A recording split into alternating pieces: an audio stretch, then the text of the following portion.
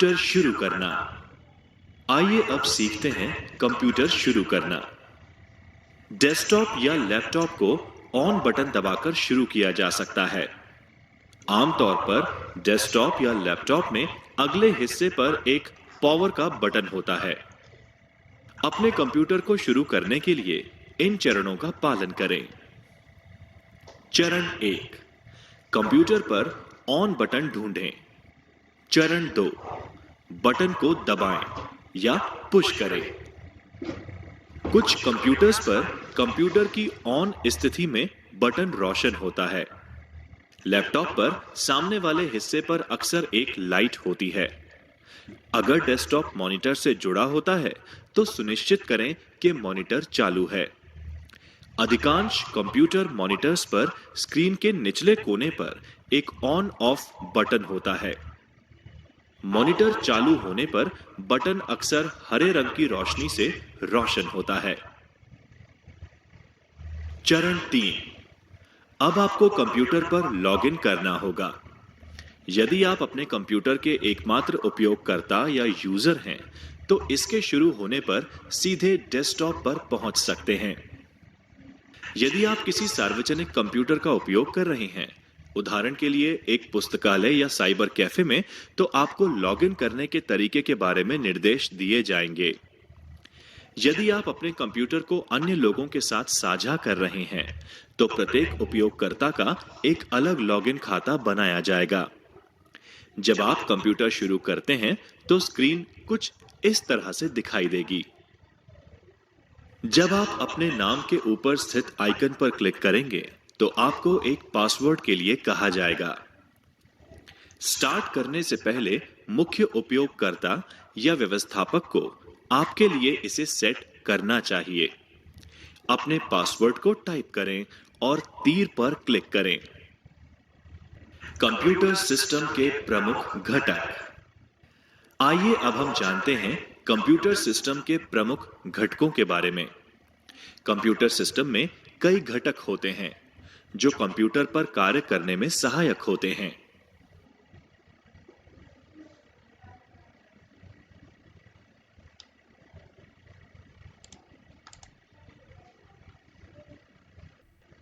Computer system परिभाषा।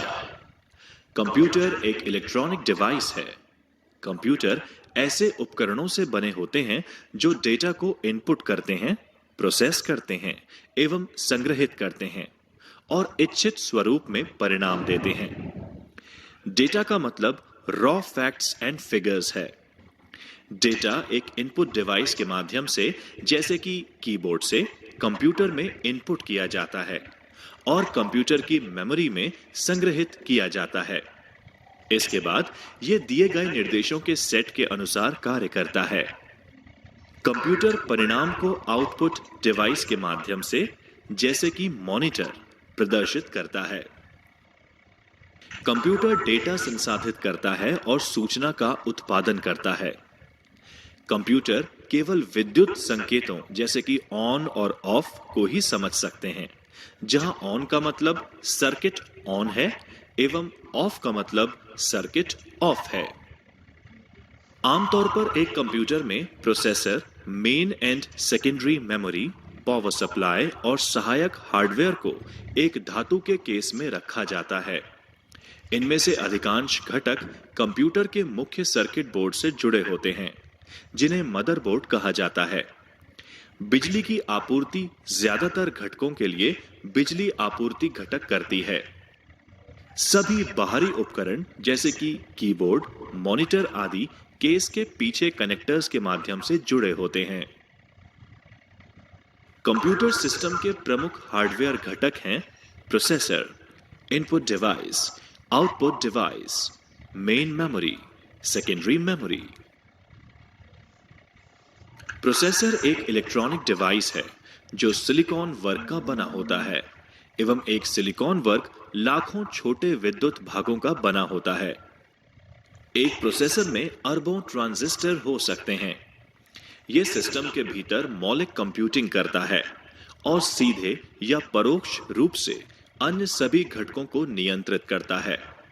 Processor को कभी-कभी केंद्रीय प्रोसेसिंग यूनिट या सीपीयू भी कहा जाता है। एक कंप्यूटर में एक विशेष प्रकार का प्रोसेसर होता है, जैसे कि Pentium, Intel core i3, i5, i7, Xenon या स्पार्क प्रोसेसर। कंप्यूटर सिस्टम के प्रमुख घटक। आइए अब हम जानते हैं कंप्यूटर सिस्टम के प्रमुख घटकों के बारे में। कंप्यूटर सिस्टम में कई घटक होते हैं जो कंप्यूटर पर कार्य करने में सहायक होते हैं।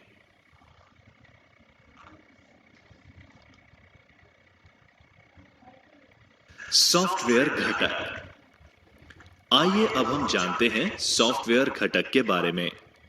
कंप्यूटर सिस्टम के सॉफ्टवेयर घटक की कोई भौतिक उपस्थिति नहीं होती। वे डिजिटल मेमोरी में डिजिटल रूप से संग्रहित होते हैं। ये डेटा और कंप्यूटर प्रोग्राम हैं।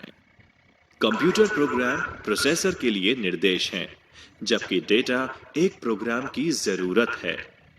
डेटा कई तरह के हो सकते हैं, जैसे अल्फाबेटिक डेटा, संख्यात्मक डेटा, इमेजेस, ऑडियो डेटा इत्यादि।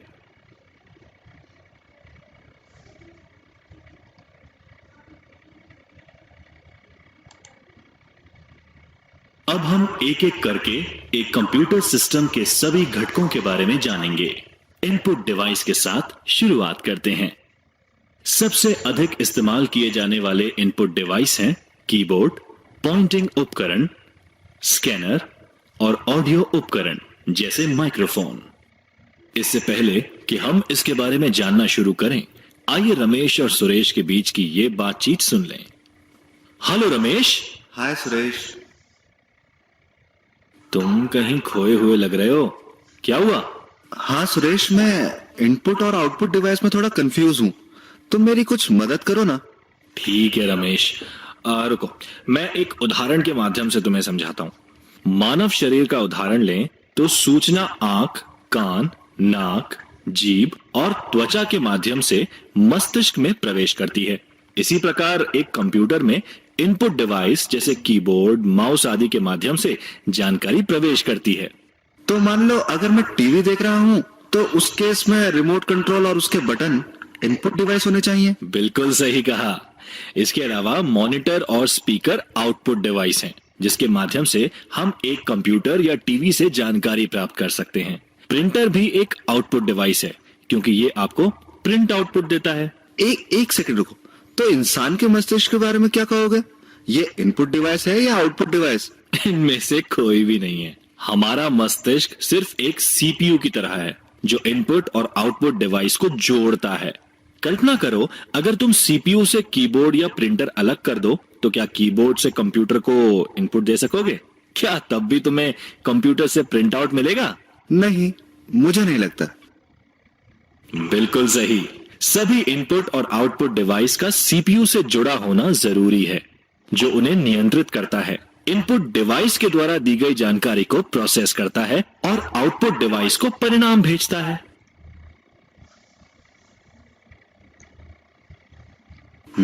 अब चीजें काफी समझ में आई हैं। शुक्रिया दोस्त। आइए अब कीबोर्ड के बारे में जानते हैं। कीबोर्ड सबसे अधिक इस्तेमाल किए जाने वाला इनपुट डिवाइस है। ये एक टाइपराइटर जैसा उपकरण है, जो अक्षर, अंक और कमांड टाइप करने के लिए प्रयोग में लिया जाता है। इसमें स्विच की एक मैट्रिक्स यानी एक स्विच में कुंजी होती है। प्रत्येक दबाई गई कुंजी सीपीयू को एक डिजिटल कोड भेजती है, जो ये पता करता है कि कौन सी की दबाई गई है। कंप्यूटर डिजिटल कोड को डिकोड कर दबाई गई कुंजी का निर्धारण करते हैं। अब हम कीबोर्ड लेआउट के बारे में सीखते हैं। आप अलग अलग कीज के बारे में जानने के साथ साथ इसे अपने कंप्यूटर पर दबाकर प्रत्येक की के वास्तविक कार्य को समझ सकते हैं और देख सकते हैं कि वह की दबाने पर कंप्यूटर में क्या होता है। कीबोर्ड मूल रूप से एक पारंपरिक टाइपराइटर के साथ एक नंबर पैड और कुछ विशेष कीज का समूह होता है, जैसे एरो की, F1 से F12 तक फंक्शन कीज इत्यादि। Navigation keys. नेविगेशन कीज जो कि कीबोर्ड पर स्थित होती हैं, ये कर्सर को आसपास स्क्रीन पर स्थानांतरित करने के लिए प्रयोग की जाती हैं। इनमें 4 arrow keys, page up, page down, home और एंड शामिल हैं। इसके अलावा फंक्शन कीज भी होती हैं, जो एप्लीकेशन के अनुसार विभिन्न कार्यों के लिए शॉर्टकट होती हैं। F1 की सामान्यतः हेल्प के लिए एक स्टैंडर्ड शॉर्टकट है जो सभी एप्लीकेशंस में लगभग यही कार्य करता है। कीबोर्ड में सामान्यतः 12 फंक्शन कीज होती हैं। विंडोज की विंडोज ऑपरेटिंग सिस्टम का उपयोग करने वाले कंप्यूटर के कीबोर्ड पर एक कुंजी होती है। इस की पर विंडोज लोगो प्रदर्शित होता है। इस की को कंट्रोल और ऑल्ट के बीच रखा गया है और इस पर क्लिक करने पर विंडोज में स्टार्ट मेन्यू प्रदर्शित हो जाता है। कंट्रोल ऑल्ट की को कॉम्बिनेशन की भी कहा जाता है, क्योंकि इन्हें अन्य कीज के साथ दबाने पर कुछ निश्चित कार्य किए जा सकते हैं। टॉगल की वह की जो 2 अलग अलग इनपुट मोड के बीच इनपुट को टॉगल करता है, उसे टॉगल की कहा जाता है। ये एक लाइट स्विच के समान है जिससे लाइट को ऑन या ऑफ किया जाता है। सबसे सामान्य टॉगल की में caps lock, num lock, scroll lock और इंसर्ट की सम्मिलित हैं। कैप्स और लोअर केस यानी छोटे अक्षर और अपर केस यानी कैपिटल अक्षर के बीच शब्दों को टॉगल करता है। नम लॉक इनपुट को लेटर और नंबर में टॉगल करता है। अब कीबोर्ड पर उपस्थित कुछ स्पेशल कीज पर एक नजर डालते हैं। विंडोज की से विंडोज में स्टार्ट मेन्यू प्रारंभ होता है। अन्य विशेष कुंजी में विंडोज में स्टार्ट मेन्यू प्रदर्शित हो जाता है। कंट्रोल ऑल्ट की को कॉम्बिनेशन की भी कहा जाता है, क्योंकि इन्हें अन्य कीज के साथ दबाने पर कुछ निश्चित कार्य किए जा सकते हैं। टॉगल की वह की जो 2 अलग अलग इनपुट मोड के बीच इनपुट को टॉगल करता है, उसे टॉगल की कहा जाता है। ये एक लाइट स्विच के समान है जिससे लाइट को ऑन या ऑफ किया जाता है। सबसे सामान्य टॉगल की में caps lock, num lock, scroll lock और इंसर्ट की सम्मिलित हैं। कैप्स और लोअर केस यानी छोटे अक्षर और अपर केस यानी कैपिटल अक्षर के बीच शब्दों को टॉगल करता है। नम लॉक इनपुट को लेटर और नंबर में टॉगल करता है। अब कीबोर्ड पर उपस्थित कुछ स्पेशल कीज पर एक नजर डालते हैं। विंडोज की से विंडोज में स्टार्ट मेन्यू प्रारंभ होता है। इनपुट डिवाइस की एक अन्य श्रेणी है पॉइंटिंग डिवाइस, जो एक इनपुट इंटरफेस है जिसकी मदद से एक उपयोगकर्ता कंप्यूटर में डेटा दर्ज कर सकता है। ग्राफिकल यूजर इंटरफेस यानी GUI माउस या अन्य उपकरण को डेस्कटॉप की सतह पर घुमाकर वे माउस के स्विच एक्टिवेट कर उपयोगकर्ता यानी यूजर को कंप्यूटर को नियंत्रित करने और डेटा उपलब्ध कराने में मदद करता है। पॉइंटिंग डिवाइस के हलचल के संकेत स्क्रीन पर माउस की हलचल या अन्य दृश्य सूचक से मिलता है। पॉइंटिंग डिवाइस के सामान्य कार्यों में पॉइंट क्लिक वे ड्रैग ड्रॉप आते हैं। कुछ प्रचलित पॉइंटिंग डिवाइस हैं mouse, track ball, touch pad, track point, graphics tablet, joystick और टच स्क्रीन। पॉइंटिंग डिवाइस एक USB पोर्ट के माध्यम से कंप्यूटर से जुड़े होते हैं।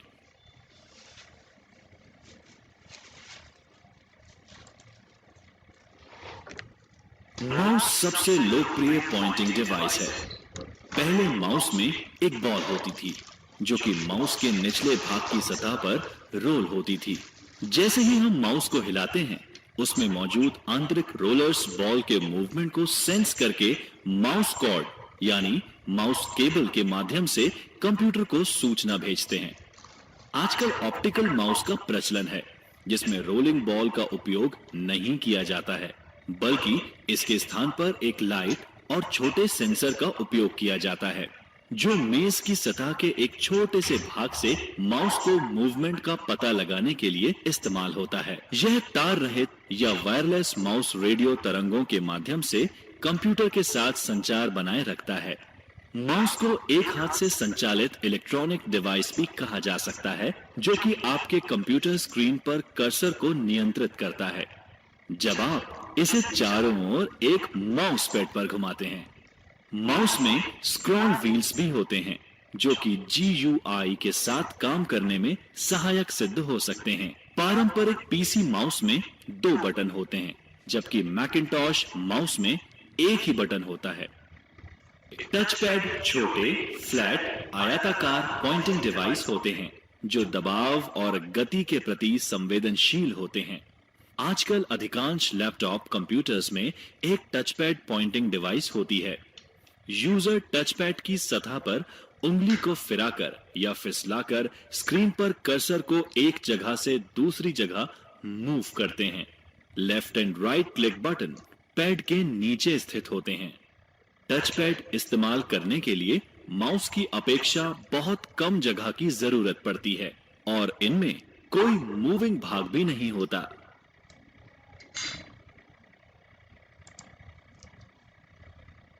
Track point. कुछ नोटबुक कंप्यूटर जैसे IBM ThinkPad में टच पैड के लिए भी जगह नहीं होती। ऐसे में अंदर अक्सर एक ट्रैक पॉइंट होता है जो कि कीबोर्ड की कीज के बीच समाहित एक छोटी रबर प्रोजेक्शन होती है। ट्रैक पॉइंट एक छोटे जॉयस्टिक की तरह कार्य करता है जिसे कर्सर की स्थिति को नियंत्रित करने के लिए इस्तेमाल किया जाता है। ट्रैक बॉल भी एक स्थिर पॉइंटिंग डिवाइस की तरह ही होता है जिसमें बॉल टॉप पर या साइड में स्थित होती है। हम ट्रैक बॉल को रोल करने के लिए उंगलियों का प्रयोग करते हैं और आंतरिक रोलर्स इस मूवमेंट को सेंस करके निर्देशों को कंप्यूटर तक पहुंचाते हैं। ट्रैक बॉल डेस्क पर स्थिर बनी रहती है और इसकी वजह से हमें ट्रैक बॉल का उपयोग करने के लिए बहुत ज्यादा जगह की जरूरत भी नहीं होती। आजकल ऐसे ऑप्टिकल ट्रैक बॉल उपलब्ध हैं जिनमें रोलर्स की जरूरत नहीं होती है और व्हील्स के गंदे होने की भी कोई समस्या नहीं होती। जॉयस्टिक भी पॉइंटिंग डिवाइस है जो अक्सर कंप्यूटर गेम और सिम्युलेटर में इस्तेमाल किया जाता है। जॉयस्टिक्स और खेल नियंत्रकों के विभिन्न प्रकार बाजार में उपलब्ध हैं। Graphics tablet, digitizer, digital drawing tablet, pen tablet, digital art board एक कंप्यूटर इनपुट डिवाइस हैं जो कि एक विशेष कलम की तरह दिखने वाले स्टाइल्स के साथ हाथ से चित्र, एनिमेशन और ग्राफिक्स बनाने के लिए एक उपयोगकर्ता को सक्षम बनाता है। ये एक व्यक्ति द्वारा पेंसिल और कागज के साथ चित्र बनाने के समान है। इन टैबलेट्स को डेटा या हस्तलिखित हस्ताक्षर कैप्चर करने के लिए भी इस्तेमाल किया जा सकता है। ये एक कागज के टुकड़े से चित्र का पता लगाने के लिए भी इस्तेमाल किया जा सकता है। एक स्कैनर मुद्रित पृष्ठ या प्रिंटेड पेज ग्राफिक का डिजिटलीकरण करता है।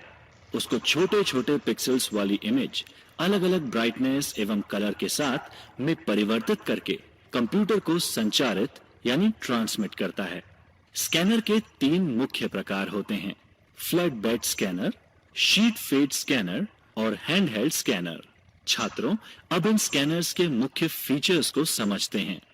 फ्लैट बेड एक स्कैनर या फोटोकॉपी मशीन का एक प्रकार है जो दस्तावेज या अन्य वस्तुओं को स्कैन करने के लिए एक फ्लैट कांच की सतह का उपयोग करता है। अधिकांश फ्लैट बेड स्कैनर में एक एडजस्टेबल ढक्कन होता है जो कि मैगजीन, किताबें और अन्य मोटी वस्तुओं को स्कैन करने के लिए उठाया जा सकता है। शीट फेड स्कैनर, जिसे एक ऑटोमेटिक दस्तावेज स्कैनर या ADF स्कैनर के रूप में भी जाना जाता है, एक डिजिटल इमेजिंग सिस्टम है जिसे विशेष रूप से पेपर के अलग अलग शीट को स्कैन करने के लिए बनाया गया है।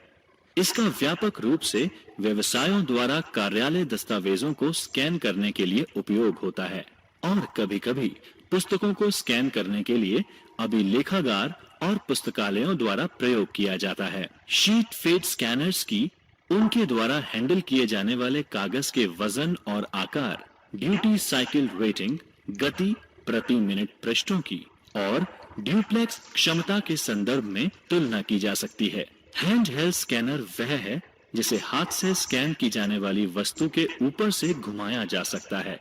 हैंड हेल्ड स्कैनर समकक्ष डेस्कटॉप स्कैनर की तुलना में छोटे और कम महंगे होते हैं, लेकिन आंशिक रूप से उपयोगकर्ता की निपुणता पर निर्भर करते हैं।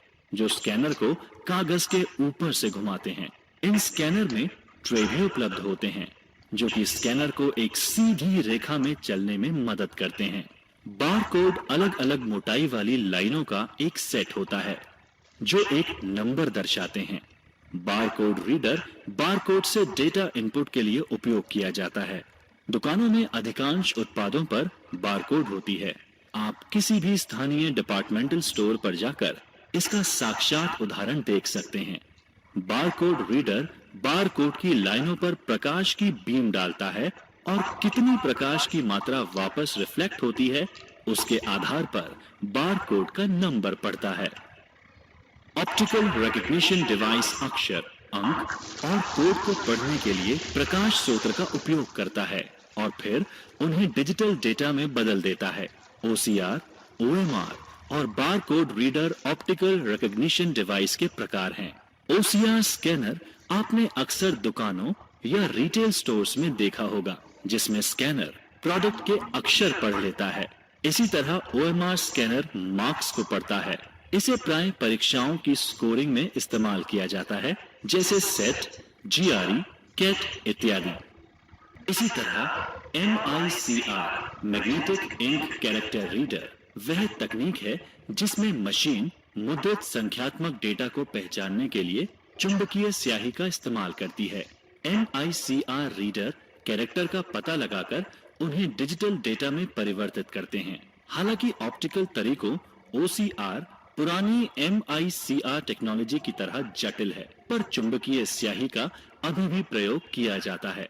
ये धोखाधड़ी को रोकने का कार्य करता है, क्योंकि एक फोटोकॉपी चेक को चुंबकीय स्याही के साथ प्रिंट नहीं किया जाएगा। Optical mark reader. आइए अब जानते हैं ऑप्टिकल मार्क रीडर के बारे में। ये एक विशेष स्कैनर है जो पेंसिल या पेन द्वारा किए गए निशान के एक पूर्व निर्धारित प्रकार की पहचान करने के लिए उपयोग होता है। सबसे आम उदाहरण परीक्षाओं में प्रयोग किए जाने वाली उत्तर पुस्तिका OMR उत्तर पुस्तिका को स्कैन कर आउटपुट के रूप में परिणाम का उत्पादन करने के लिए प्रयोग किया जाता है।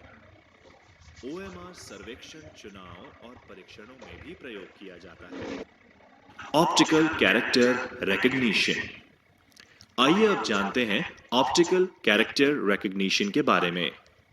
Optical character recognition machine encoded form में इमेजेस, प्रिंटेड या हस्तलिखित टेक्स्ट का इलेक्ट्रॉनिक रूपांतरण करता है। यह व्यापक रूप से स्वचालित डेटा एंट्री के लिए इस्तेमाल किया जाता है, जैसे OCR यूज करके printed paper data records, passport दस्तावेजों, बैंक चालान, बैंक स्टेटमेंट्स, कंप्यूटरीकृत रसीदें, बिजनेस कार्ड, मेल आदि के डेटा को स्कैन करके डिजिटल फॉर्म में परिवर्तित कर सकते हैं।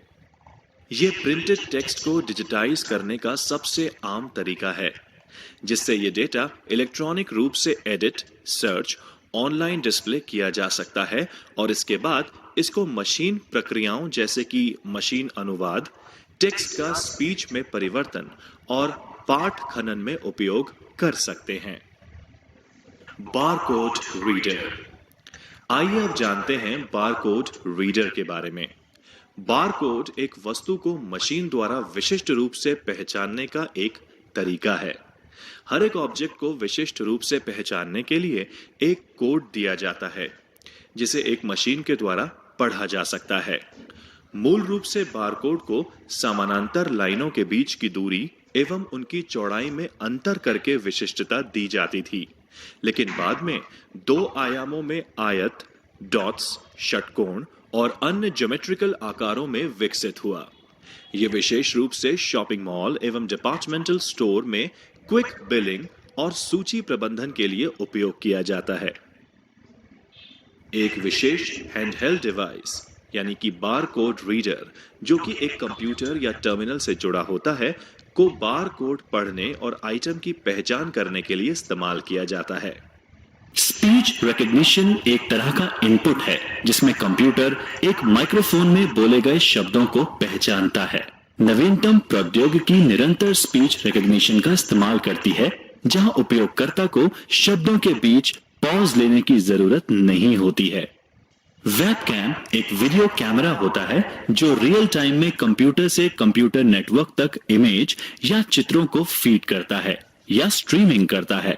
जब कंप्यूटर से वीडियो स्ट्रीम कैप्चर की जाती है, उसे कंप्यूटर पर सेव करके देखा जा सकता है, दूसरे सिस्टम या नेटवर्क पर भेजा जा सकता है, जैसे इंटरनेट या ईमेल के साथ अटैचमेंट के रूप में। एक दूरस्थ स्थान के लिए भेजा गया वीडियो स्ट्रीम उस कंप्यूटर पर सेव किया जा सकता है, डाउनलोड करके देखा जा सकता है या कहीं और भी भेजा जा सकता है। एक आईपी कैमरा जो ईथरनेट या वाईफाई का उपयोग करके कंप्यूटर से जुड़ता है के विपरीत एक वेबकैम आमतौर पर एक यूएसबी या इसी तरह के किसी अन्य केबल द्वारा कंप्यूटर से जोड़ा जाता है या लैपटॉप अथवा कंप्यूटर हार्डवेयर में इनबिल्ट आता है। अब आउटपुट डिवाइस की बात करते हैं। आउटपुट एक कंप्यूटर जनित जानकारी होती है जो स्क्रीन पर प्रदर्शित की जाती है और कागज पर प्रिंट की जाती है या मशीन पढ़ सके ऐसे फॉर्म में जैसे डिस्क और टेप। आउटपुट डिवाइस परिधीय उपकरण होते हैं जो हमें कंप्यूटर द्वारा संसाधित या प्रोसेस डेटा देखने अथवा सुनने के लिए सक्षम बनाते हैं। आउटपुट ऑडियो या वीडियो कुछ भी हो सकता है। विजुअल आउटपुट में टेक्स्ट, ग्राफिक्स और वीडियो शामिल होते हैं। ऑडियो आउटपुट में ध्वनि, संगीत और संश्लेषित स्पीच शामिल होते हैं। सबसे लोकप्रिय आउटपुट डिवाइस में मॉनिटर, प्रिंटर और स्पीकर आते हैं। आइए अब हम उन्हें एक एक करके प्रत्येक के बारे में समझते हैं।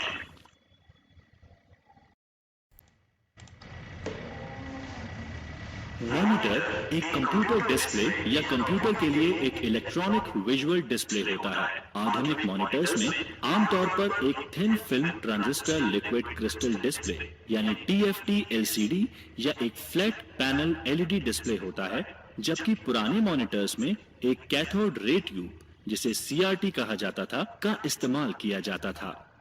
मॉनिटर को VGA, DVI, HDMI, display port, Thunderbolt, LDVS यानी लो वोल्टेज डिफरेंशियल सिग्नलिंग के माध्यम से या अन्य प्रोप्राइटरी कनेक्टर्स और सिग्नल से कंप्यूटर से जोड़ा जा सकता है। मॉनिटर के बारे में बात करते हैं। CRT यानी कैथोड रे ट्यूब ऐसे कंप्यूटर मॉनिटर पर या टीवी में एक डिस्प्ले स्क्रीन के रूप में एक वैक्यूम ट्यूब का इस्तेमाल होता है। ट्यूब के एक अंत पर फास्फोरस की कटिंग होती है, जिस पर जब इलेक्ट्रॉन भिड़ते हैं तो प्रकाश का उत्सर्जन होता है। अतीत में CRT कंप्यूटर डिस्प्ले टर्मिनल के लिए एक लोकप्रिय शब्द था। आज मॉनिटर सही शब्द है, क्योंकि कंप्यूटर डिस्प्ले बहुत समय पहले से ही CRT से पलायन कर LCD पैनल पर शिफ्ट हो चुके हैं। इसी तरह फ्लैट पैनल टीवी भी अब CRT का उपयोग नहीं करते। एक फ्लैट पैनल मॉनिटर आमतौर पर कंप्यूटर, टैबलेट, स्मार्टफोन या टीवी से आउटपुट को दिखाने के लिए एक LCD यानी लिक्विड क्रिस्टल डिस्प्ले स्क्रीन का उपयोग करता है। सबसे पहले वाले फ्लैट पैनल 1980 के मध्य में लैपटॉप में इस्तेमाल किए गए थे और आज LCD कंप्यूटर डिस्प्ले के लिए एक मानक यानी स्टैंडर्ड है। टीवी देखने के लिए LCD, LED, OLED तकनीक प्रतिस्पर्धा कर रहे हैं और अब प्लाज्मा टीवी नहीं बनाए जाते। LCD और LED सबसे व्यापक रूप से इस्तेमाल किए जाते हैं और OLED नवीनतम तकनीक है। LED यानी लाइट एमिटिंग डायोड और प्लाज्मा डिस्प्ले भी फ्लैट पैनल टेक्नोलॉजी में आते हैं, लेकिन LCD कंप्यूटर में इस्तेमाल के लिए सबसे लोकप्रिय है, विशेष रूप से लैपटॉप में इस्तेमाल के लिए। Flat panel display CRT monitor की तुलना में बहुत छोटा और हल्का होता है। नवीनतम LCD स्क्रीन पारदर्शी थिन फिल्म ट्रांजिस्टर यानी TFT का इस्तेमाल करता है, जो प्रत्येक पिक्सेल को नियंत्रित करता है, जिससे तस्वीर की गुणवत्ता और देखने के एंगल में बहुत सुधार हो रहा है। LED monitor light emitting diode का इस्तेमाल करता है, जो कि मॉनिटर में एक प्रदर्शन बूस्टर के रूप में कार्य करता है। असल में LED मॉनिटर एक LCD मॉनिटर ही होता है, जिसमें LED बैकलाइट का इस्तेमाल कर LCD पैनल को रोशनी प्रदान की जाती है। रेजोल्यूशन एक डिस्प्ले स्क्रीन पर हॉरिजॉन्टल और वर्टिकल पिक्सल की संख्या होती है। जितने अधिक पिक्सल उतना अधिक बिना स्क्रॉल के जानकारी डिस्प्ले होती है। उदाहरण के लिए स्क्रीन रेजोल्यूशन 1600-1200 का मतलब 1600 हॉरिजॉन्टल और 1200 वर्टिकल पिक्सल होना है। रेजोल्यूशन को प्रति इंच पिक्सल के एक मैट्रिक्स के रूप में परिभाषित किया जा सकता है। 1920-1200 के स्क्रीन रेजोल्यूशन में 1200 हॉरिजॉन्टल लाइन होती हैं, जिसमें प्रत्येक में 1920 पिक्सल हैं, जो ऊपर से नीचे तक वर्टिकल चलती हैं। अधिकांश समय एक तीसरी संख्या भी रंगों को नामित करने के लिए रेजोल्यूशन में जोड़ी जाती है। उदाहरण के लिए 1920-1264 के 64,000 रंगों की एक सेटिंग दर्शाता है। हालांकि तीसरा नंबर रिफ्रेश दर भी हो सकती है। उदाहरण के लिए इसका मतलब है 1280 1024 60 हर्ट्ज पर 1280 1024 पिक्सल प्रति सेकंड 60 बार रिफ्रेश। SVGA यानी सुपर VGA 800 600 1024 768 1280 1024 और 1600 1200 पिक्सल का एक रेजोल्यूशन है। 1980 के दशक में VESA ने IBM के VGA डिस्प्ले स्टैंडर्ड को 640-480 से बढ़ाकर 800-600 किया और इसे सुपर VGA नाम दिया गया। XGA यानी एक्सटेंडेड ग्राफिक्स एरे 1990 में IBM द्वारा शुरू किया गया। 1024 768 पिक्सल वाला एक इंटेल स्क्रीन रेजोल्यूशन है। 256 रंग को सपोर्ट कर XGA ने VGA के टेक्स्ट मोड को 80 से 132 कॉलम का बनाया। XGA बाद में बिना इंटरलेस के और 64 के रंग के रेजोल्यूशन में सुधारा गया। इन वर्षों में विक्रेताओं ने कई रेजोल्यूशन जोड़े, जो कि पिक्सल की कुल संख्या का अंश या उसके मल्टीपल्स में था। उपयोगी सुझाव: मॉनिटर स्क्रीन को आंख के स्तर से 20 डिग्री नीचे रखा जाना चाहिए। स्क्रीन नियमित रूप से साफ करें और अपनी आंखें हर 5 सेकंड में झपकाएं। प्रिंटर वह डिवाइस है जो कि कंप्यूटर आउटपुट को प्रिंट में परिवर्तित करता है। प्रिंटर एक स्थायी पठनीय प्रारूप में जानकारी देते हैं, जिसे हार्ड कॉपी भी कहा जाता है। आमतौर पर आउटपुट एक कागज पर छपता है। प्रिंटर आउटपुट की गुणवत्ता DPI यानी डॉट्स प्रति इंच के संदर्भ में मापा जाता है। प्रिंटर को मोटे तौर पर इम्पैक्ट और नॉन इम्पैक्ट प्रिंटर में वर्गीकृत किया जा सकता है।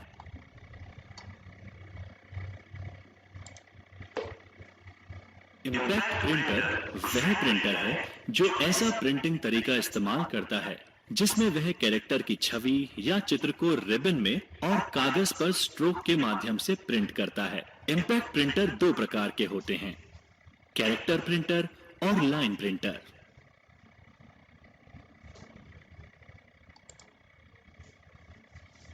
कैरेक्टर प्रिंटर आमतौर पर एक समय में एक कैरेक्टर को प्रिंट करते हैं। डॉट मैट्रिक्स प्रिंटर में प्रिंट हेड में छोटे इलेक्ट्रोमैग्नेटिक सक्रिय पिन होते हैं और एक स्याही वाला रिबन होता है जो इम्पैक्ट से छवियों को प्रिंट करता है। ये प्रिंटर काफी शोर करते हैं और अपेक्षाकृत धीमी गति से कार्य करते हैं। ये बड़े बिजनेस कारोबार में इस्तेमाल होते हैं, जहां लगातार 80 कॉलम और 132 कॉलम की स्टेशनरी पर प्रिंटिंग होती रहती है। उदाहरण के लिए 9 pin head draft quality text बनाते हैं, जबकि 24 पिन हेड टाइपराइटर की गुणवत्ता का आउटपुट निकालते हैं। गति 200 से 400 कैरेक्टर प्रति सेकंड यानी CPS तक होती है, जो लगभग 90 से 180 लाइनें प्रति मिनट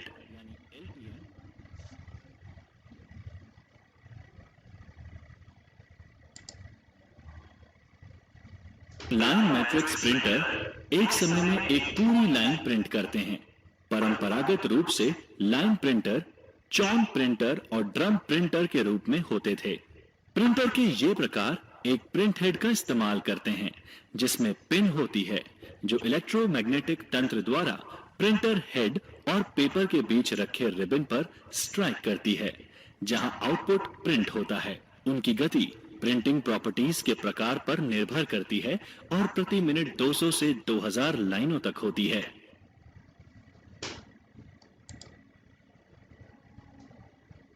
प्रिंटर की एक अन्य श्रेणी नॉन इम्पैक्ट प्रिंटर है, जिसमें कागज पर एक रिबन पीटने के बिना ही प्रिंट होता है। लेजर, LED, इंकजेट, ठोस स्याही, थर्मल वैक्स हस्तांतरण और dye sublimation printer non impact printer का उदाहरण है। नॉन इम्पैक्ट प्रिंटर आमतौर पर इम्पैक्ट प्रिंटर से तेज कार्य करते हैं और बहुत कम आवाज करते हैं। लोकप्रिय नॉन इम्पैक्ट प्रिंटर में inkjet printer, laser printer, thermal printer और प्लॉटर हैं। Low end inkjet 3 ink colour cyan, magenta और पीले का उपयोग करते हैं, लेकिन एक काले रंग का कंपोजिट निकालते हैं जो कि अक्सर गंदा होता है। 4 रंग वाले इंकजेट CMYK शुद्ध काले रंग की प्रिंटिंग के लिए काली स्याही का उपयोग करते हैं। घर पर उपयोग के लिए सबसे आम प्रकार का प्रिंटर कलर इंकजेट प्रिंटर है। यह प्रिंटर प्रिंट सिरे से स्याही की छोटी बूंदों का छिड़काव कर पेज की छवि बनाते हैं। प्रिंटर को कलर इमेज प्रिंट करने के लिए स्याही के कई रंगों की जरूरत पड़ती है।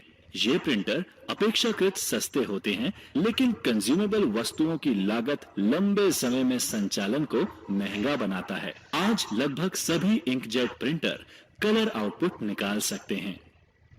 एक लेजर प्रिंटर कार्यालय और व्यावसायिक प्रयोजनों के लिए अच्छी गुणवत्ता की छवियां बनाता है। एक फोटो सेंसिटिव मटेरियल द्वारा कोटेड ड्रम को चार्ज किया जाता है और फिर छवि एक लेजर या LED द्वारा इस पर छापी जाती है। उसके बाद ड्रम टोनर के अंदर रोल करता है। टोनर कागज पर जमा किया जाता है और फिर गर्मी से कागज में जोड़ा जाता है। अधिकांश लेजर प्रिंटर मोनोक्रोम यानी केवल एक रंग काला होते हैं, लेकिन महंगे लेजर प्रिंटर जिसमें कई रंग के टोनर कार्ट्रिज होते हैं मल्टी कलर आउटपुट प्रिंट कर सकते हैं। ये प्रिंटर इंकजेट प्रिंटर से अधिक तेजी से कार्य करते हैं। उनकी गति पेज प्रति मिनट यानी PPM में मापी जाती है। डायरेक्ट थर्मल प्रिंटर एक मध्यम से कम रेजोल्यूशन वाला प्रिंटर होता है जिसमें कोटेड पेपर इस्तेमाल होता है जो गर्मी लगने पर डार्क हो जाता है। कागज को हीटिंग तत्वों की एक पंक्ति से पास किया जाता है जो कागज को जलाकर डॉट्स बना देते हैं। ये आमतौर पर बारकोड प्रिंटर और अन्य स्पेशलिटी प्रिंटर जैसे ATM से स्लिप प्रिंट करने के लिए इस्तेमाल किया जाता है। ये व्यापक रूप से पुरानी फैक्स मशीन में भी इस्तेमाल किया जाता था। प्रिंटिंग लागत अधिक होने के कारण इसे केवल पेशेवर डिजाइन के काम के लिए इस्तेमाल किया जाता है।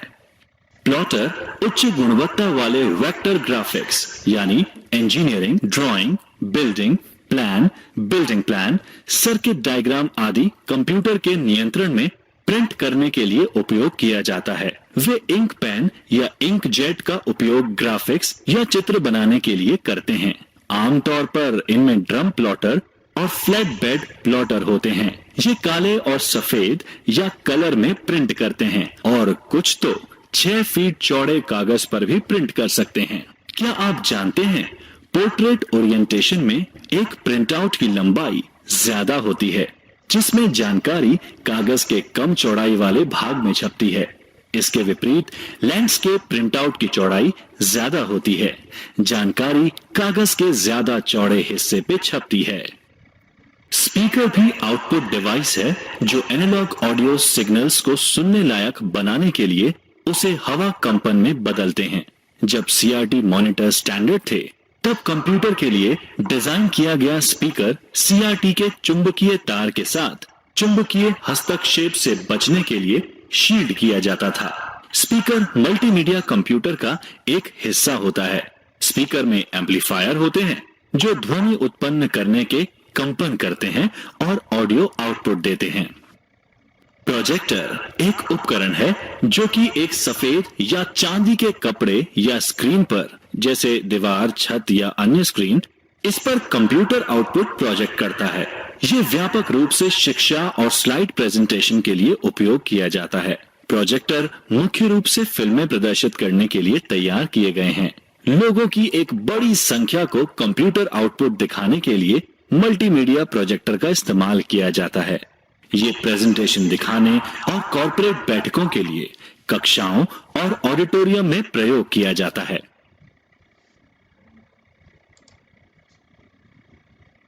कुछ ऐसे उपकरण भी हैं जो इनपुट और आउटपुट दोनों के लिए इस्तेमाल किए जाने की क्षमता रखते हैं। लोकप्रिय इनपुट आउटपुट डिवाइस हैं फैक्स मशीन, मल्टी फंक्शन उपकरणों यानी MFD, touch screen display, digital कैमरे इत्यादि।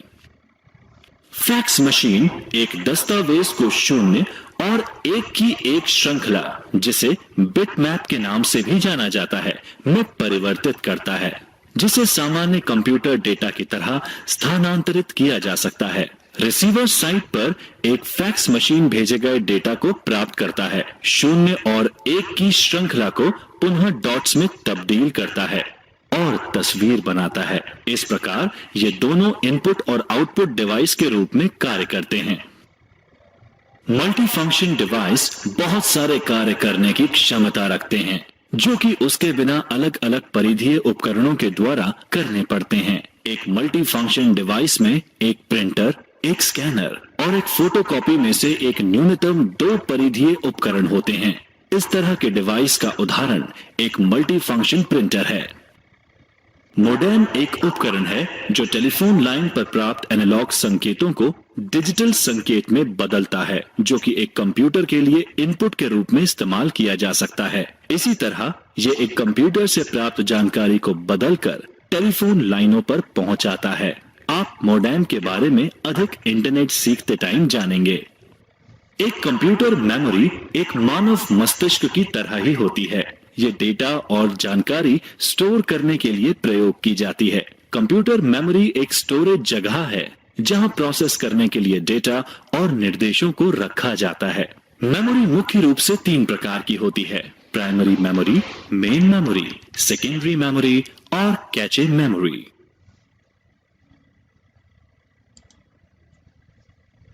कैचे मेमोरी, जिसे CPU कैचे भी कहा जाता है, एक मेमोरी बैंक है जो मुख्य स्मृति और प्रोसेसर के बीच ब्रिज का काम करता है। कैचे मेमोरी एक बहुत ही उच्च गति वाली सेमीकंडक्टर मेमोरी है जो CPU और मुख्य मेमोरी में तेजी ला सकती है। ये डेटा और प्रोग्राम के उन हिस्सों को स्टोर रखती है जो अक्सर CPU द्वारा उपयोग में लिया जाता है। डेटा और प्रोग्राम के कुछ हिस्से ऑपरेटिंग सिस्टम द्वारा डिस्क से कैचे मेमोरी में ट्रांसमिट होते हैं, जहां से CPU उन तक पहुंच सकते हैं। निर्देश और डेटा लुक अहेड एल्गोरिथम का उपयोग कर कैश लाइन कहे जाने वाले फिक्स ब्लॉक में मुख्य मेमोरी से कैश में स्थानांतरित किए जाते हैं। Primary memory. आइए अब जानते हैं कंप्यूटर की प्राइमरी मेमोरी के बारे में। प्राइमरी मेमोरी केवल उन डेटा और निर्देश को जमा करके रखती है जिस पर वर्तमान में कंप्यूटर काम कर रहा है। जब बिजली बंद हो जाती है तब यह मेमोरी डेटा खो देती है। आमतौर पर यह मेमोरी अर्धचालक उपकरणों से बनी होती है। इसका मतलब सिलिकॉन आधारित ट्रांजिस्टर से मिलकर बने हुए एकीकृत सर्किट रैम और रोम मुख्य मेमोरी के 2 उदाहरण हैं। रैम परिवर्तनशील मेमोरी है। फ्लैश मेमोरी रोम, प्रोम, प्रोग्रामेबल रोम, EPROM, इरेजेबल प्रोम, नॉन वॉलेटाइल मेमोरी के उदाहरण हैं। डेटा और निर्देश जो कि प्रोसेस करने के लिए आवश्यक है मुख्य मेमोरी में रहते हैं। मुख्य मेमोरी की विशेषताएं। यह कंप्यूटर के काम करने वाली मेमोरी है। इसकी गति मुख्य मेमोरी से भी तेज होती है। एक कंप्यूटर प्राइमरी मेमोरी के बिना नहीं चल सकता। कैश मेमोरी मुख्य मेमोरी से तेज होती है। यह मुख्य मेमोरी की तुलना में कम समय का उपयोग करती है। यह अस्थायी उपयोग के लिए डेटा स्टोर करती है। यह ऐसे प्रोग्राम को संग्रहित करती है जो छोटी अवधि के लिए संग्रहित किया जा सकता है। कैश मेमोरी की कुछ सीमाएं भी हैं। कैश मेमोरी की सीमित क्षमता होती है। यह बहुत महंगी होती है। रैम यानी रैंडम एक्सेस मेमोरी किसी भी कंप्यूटर, स्मार्टफोन या टैबलेट की मुख्य मेमोरी है। रैम अस्थायी कार्यक्षेत्र है जहां डेटा प्रोसेस होता है और निर्देशों का पालन होता है। रैम को एक सिंगल बाइट पढ़ने और राइट करने की क्षमता ही रैंडम एक्सेस बनाती है। ये बाइट एड्रेसिबिलिटी स्टोरेज डिवाइस के अनुसार भिन्न हो जाती है। जैसे हार्ड डिस्क और फ्लैश मेमोरी चिप है जो उन सेक्टर्स को भी पढ़ और राइट कर सकते हैं जिसमें मल्टीपल बाइट होते हैं। इसके अलावा रैम को सॉफ्टवेयर के लिए एक अस्थायी जगह के रूप में प्रयोग किया जाता है, जबकि स्टोरेज स्थायी होता है जब तक उपयोगकर्ता द्वारा डिलीट नहीं किया जाता। रैम के प्रकार हैं डायनेमिक रैम यानी डी रैम और स्टैटिक रैम यानी S RAM.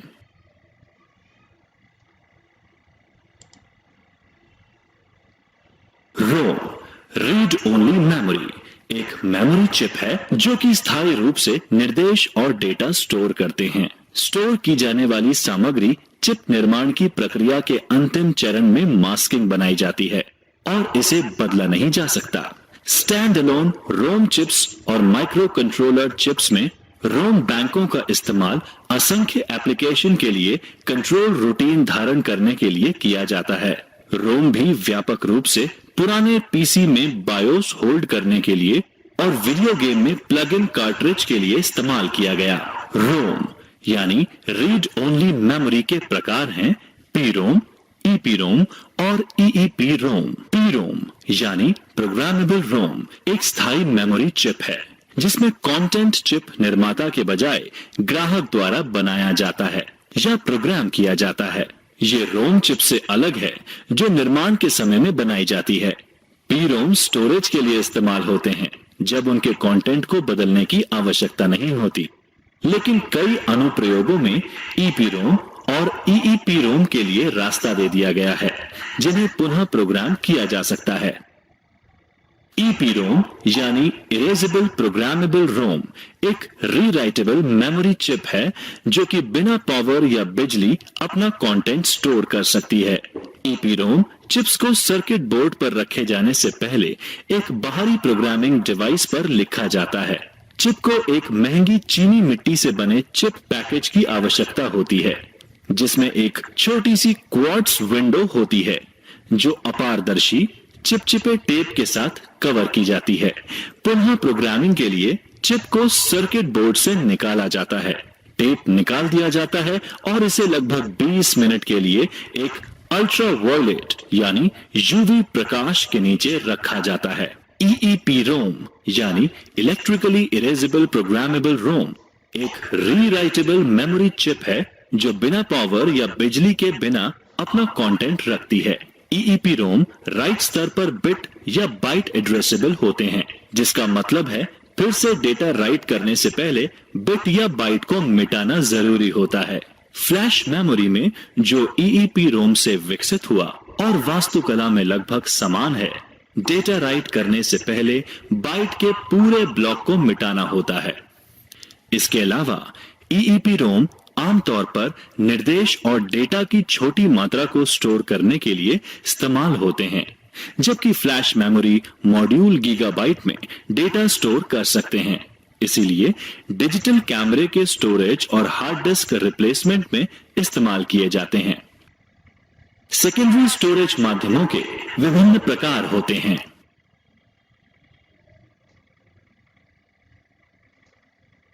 Hard disk drive. आइए अब जानते हैं कंप्यूटर की हार्ड डिस्क के बारे में, जो कि सेकेंडरी मेमोरी होती है। ये एक डेटा भंडारण डिवाइस है जिसका उपयोग कर डेटा भंडारण या डिजिटल इंफॉर्मेशन रिट्रीव करने के लिए किया जाता है। इसे एक या एक से ज्यादा तेजी से घूमती हुई डिस्क, जो कि चुंबकीय सामग्री से लिप्त होती है, के द्वारा किया जाता है। प्लेटर्स की सतह पर जानकारी को लिखने और पढ़ने के लिए प्लेटर्स को चुंबकीय हेड्स के साथ रखा जाता है, जो एक चलती आर्म पर व्यवस्थित होता है। डेटा रैंडम एक्सेस ढंग से प्राप्त किया जा सकता है। इसका मतलब है कि डेटा को किसी भी क्रम में प्राप्त किया जा सकता है। बिजली बंद होने पर भी HDD अपने डेटा को बरकरार रखता है। HDD की प्रमुख विशेषता उसकी क्षमता और प्रदर्शन है। 1 टेराबाइट डिस्क ड्राइव 1000 गीगाबाइट की होती है, जहां 1 GB 1 अरब बाइट्स की क्षमता होती है। डिस्क ड्राइव की परफॉर्मेंस कितने समय में कितना डेटा रिट्रीव किया गया उसके अनुसार मापी जाती है, जैसे डेटा रेट। Optical disc. सभी ऑप्टिकल डिस्क वृत्ताकार थाली के आकार की होती हैं। ये अलग अलग आकार और भंडारण क्षमता में आती हैं। सबसे लोकप्रिय ऑप्टिकल डिस्क है WORM वॉर्म यानी CDR, CDRW, DVD और blu ray disc.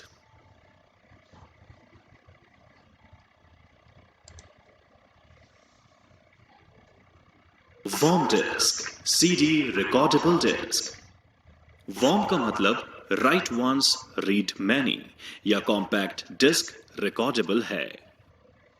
CD recording drive के माध्यम से वॉर्म डिस्क या CDR डिस्क्स में हम एक बार ही डेटा को स्टोर कर सकते हैं। इन डिस्क में डेटा को पढ़ने के लिए लेजर बीम तथा डिस्क की सतह पर गड्ढे बनाकर लिखा जाता है। कॉम्पैक्ट डिस्क रीड राइट, ये वॉर्म डिस्क के समान है, लेकिन आप इसमें सूचनाएं कई बार मिटा और लिख सकते हैं।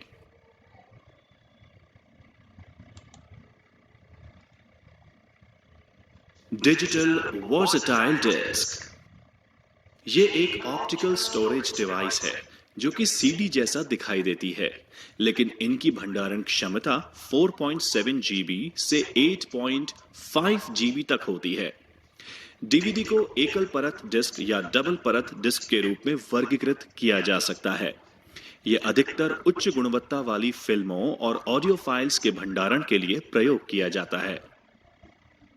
ब्लू रे डिस्क, ये भविष्य में मौजूदा DVD की जगह ले सकती है।